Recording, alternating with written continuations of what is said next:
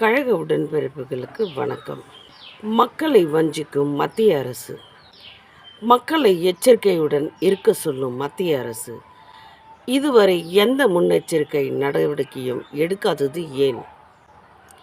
மேற்கு ஆசிய போரில் பதட்டமான சூழல் இருக்கும் இந்த நிலையில் சமையல் எரிவாயு தட்டுப்பாடு நாளுக்கு நாள் அதிகரிக்கும் நிலையில் எந்த முன்னெச்சரிக்கை நடவடிக்கையும் எடுக்காமல் மக்களை தயாராக இருக்க சொல்வதற்கு மத்திய அரசுக்கு வெட்கமா இல்லையா?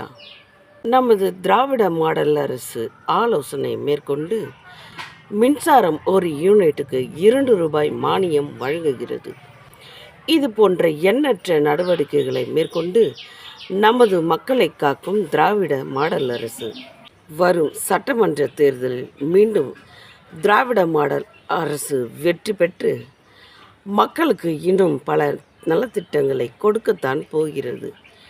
என்டிஏ கூட்டணி துரோகிகளுக்கும் மத்திய அரசுக்கும் சரியான பாடம் புகட்டுவோம்.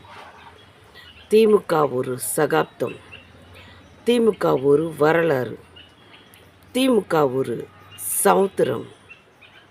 சிந்தித்து செயல்பட்டு வாக்களிப்பீர். உதயசூரியன். ஸ்டாலின் தொடரட்டும், தமிழ்நாடு வெல்லட்டும். நன்றி.